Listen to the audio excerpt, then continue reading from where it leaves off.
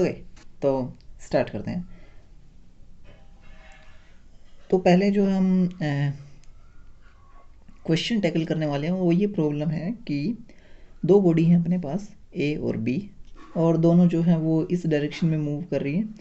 B जो है वो उसका एक्सेलरेशन 0 है, वो constant velocity 6 metre per second से मूव कर रही है, और ए जो है उसके बिहाइंड है, 16 मीटर पीछे है, और वो जो है एक्सेलरेशन उसका इस इंस्टेंट पे, जो कि आप टी इक्वल टू 0 कंसिडर कर सकते हो, 2 मीटर पर सेकंड स्क्वायर, और वो कांस्टेंट है, हमेशा जो है एक्सेलरेशन इतना होगा, और ये है यू, उसकी इनिशियल वेलोसिटी 0 है, तो ये रेस्ट से स्टार्ट हो रही है। तो इस इंस्टेंट पे ये टी इक्वल टू 0 है, ये रेस्ट से स्टार्ट हो रही है acceleration 2 metre per second square साथ, और ये 6 मीटर पर सेकंड के साथ कांस्टेंट वेलोसिटी के साथ आगे बढ़ रही है।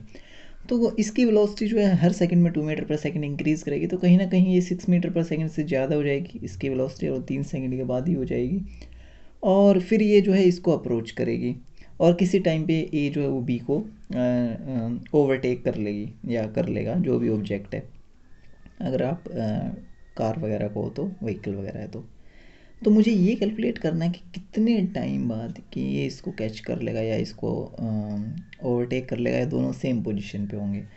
तो क्वेश्चन ये है कि find t at which A overtakes B है। तो ये जो है, या ए कैचेस बी, आप कंसिडर कर सकते हो। इसको करने के दो मेथड है, एक स्टैंडर्ड प्रोसीजर है, और एक जो है वो इजी कर देगा क्वेश्चन को, उसको बोलते हैं हम चेंज ऑफ फ्रेम। तो पहले हम स्टैंडर्ड प्रोसेस अप्लाई करते हैं कि फर्स्ट जो आइडिया है वो क्या होगा कि जब ये इसको कैच करेगा या इसको ओवरटेक करेगा तो दोनों सेम पोजीशन पे होंगे। तो मान लेते हैं वो कहीं यहाँ पहुँच गए होंगे उस इंस्टेंट पे, तो ए भी यहाँ पे है और बी भी यहाँ पे है, दोनों यहाँ पे हैं, ओके। और ये एट एनी टाइम टी, और वही मुझे फाइंड आउट करना है। ए और बी दोनों साइड बाय साइड है, तो उस केस में बी ने कितने डिस्टेंस कवर की होगी? बी ने ये distance 6 into t, v t 6 metre per second से कवर कर रहा है, और ए ने कितनी डिस्टेंस कवर की होगी? ए ने यहाँ से यहाँ तक ये डिस्टेंस कवर की होगी, और एस ए जो है वो सिंपली जो डिस्टेंस बाय कवर्ड बाय ए है, और वो यहाँ से यहाँ तक है। आप कह सकते हो कि ये डिस्टेंस जो है वो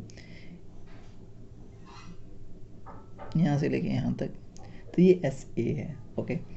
और ये कितना होगा? u 0 है तो half you t plus half a t square, तो हाफ इंटू ए 2 इंटू टी स्क्वायर, तो ये हो जाएगा सिंपली टी स्क्वायर। और ये कितना है? 60। तो उस केस में अगर ये देखें टोटल डिस्टेंस जो है वो 16 प्लस 60 होगी, ओके। तो आप लिख सकते हो 16 plus 60 equal to t square. तो ये क्वाड्रेटिक इक्वेशन है टाइम में, तो t square minus 16 equal to 0। तो अगर इसका सोल्यूशन देखें तो दो सोल्यूशन होंगे, तो ये हो जाएगा t equal to 6 plus minus root b square 36 minus 4ac plus 64 divided by 2, and that's 3 plus minus 110, that's 10 और 5, 10 by 2 दैट्स 5, तो 3 प्लस माइनस 5, ओके। तो टी की मेरे पास दो वैल्यूज़ हैं, इनमें से जो है नेगेटिव नहीं हो सकता टाइम, तो हम जो है पॉजिटिव वैल्यू कंसीडर करेंगे, और ये होगा टी इक्वल टू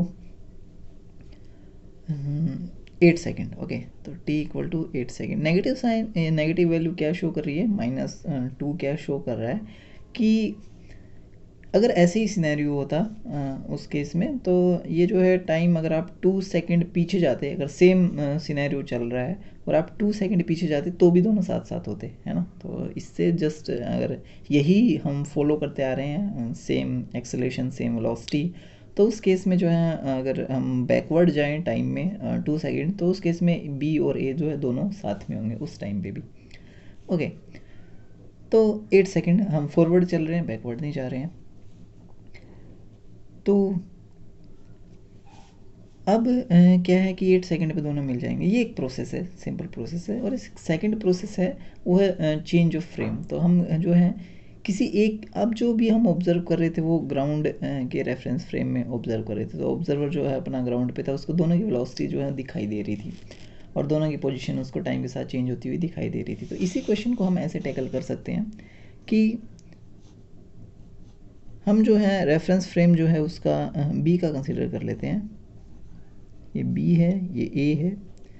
तो बी के रेफरेंस फ्रेम में खुद के रेफरेंस फ्रेम में बी अपने आप को रेस्ट पे जो है रिलेटिव वेलोसिटी अगर देखें तो बी को जो है अपनी वेलोसिटी ऑब्जर्वर को अपनी वेलोसिटी जो है वो ज़ीरो दिखाई देती है, अपना एक्सेलरेशन भी ज़ीरो दिखाई देता है कि नहीं। उसी का रेफरेंस फ्रेम है तो ओरिजिन उसी के साथ अटैच है, या फ्रेम आप कह सकते हो। तो उसकी खुद की फ्रेम में खुद की पोजीशन टाइम के साथ चेंज नहीं होगी। ओके, ऑब्वियस सी बात है, मुझे मेरे हाथ पैर अपने से दूर जाते हुए नहीं दिखाई देते, है ना। तो इस केस में अगर इसकी वेलोसिटी जो है वो 6 मीटर पर सेकंड आगे थी एक्चुअल वेलोसिटी, तो उस केस में इसके फ्रेम में इन रेफरेंस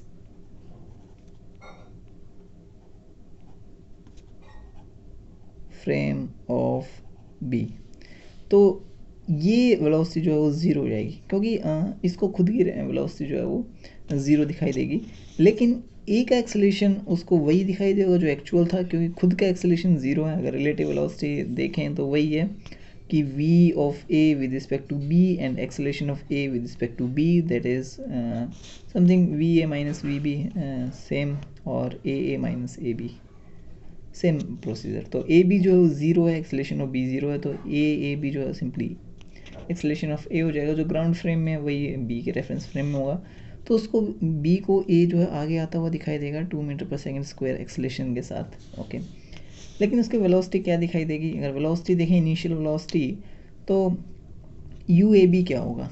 तो initial velocity of A with respect to B which is u B A minus u B, तो यू ए ज़ीरो था और यू बी जो है वो 6 मीटर पर सेकेंड था आई कैप में, तो ये हो जाएगा -6 मीटर पर सेकेंड आई कैप। तो इसको जो है ए इस डायरेक्शन में चलता हुआ दिखाई देगा इनिशियली, और 6 मीटर पर सेकेंड से। अब इन दोनों के बीच की डिस्टेंस उसको 16 मीटर ही दिखाई देगी, है ना। वो डिस्टेंस बी को भी उतनी ही दिखाई देगी जितनी जो है ग्राउंड वाले को दिखाई देगी। ओके, एक्चुअली में ये जो है अगर वेलोसिटी सबसे कम हो तो, और टाइम भी उसको जिस टाइम पे ग्राउंड रेफरेंस फ्रेम में दिखेगा कि ये दोनों मिले हैं, उसी टाइम पे जो है बी को भी लगेगा कि ये जो है इसके साथ आगे मिल गया है, या ए ने इसको ओवरटेक कर लिया है, वो टाइम भी सेम होगा।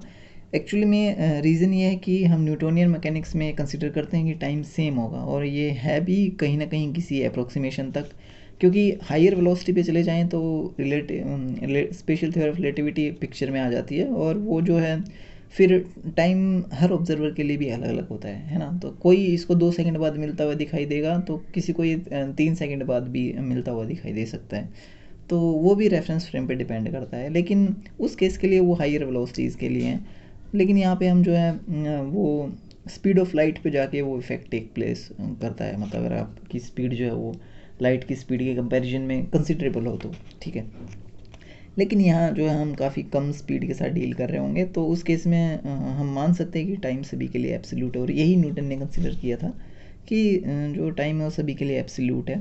ओके, तो अब इसको जो है ये कैसे इसका मोशन कैसा दिखाई देगा कि ये 6 मीटर पर सेकंड से उधर जा रहा है, इसका एक्सेलरेशन इस डायरेक्शन में है, तो पहले कुछ देर वो आगे जाएगा फिर रुक जाएगा, फिर वापस आएगा, और फिर जो है उस पे जो है वो मीट करेंगे दोनों बी और ए। तो वही देखना है कि वो टाइम कितना होगा। तो अगर इसके हिसाब से देखें बी के हिसाब से, तो ए का डिस्प्लेसमेंट क्या है, तो एस ए जो है विद रिस्पेक्ट टू बी जब यहाँ मिल जाना चाहिए तो वो होना चाहिए 16 metre i cap, that's it.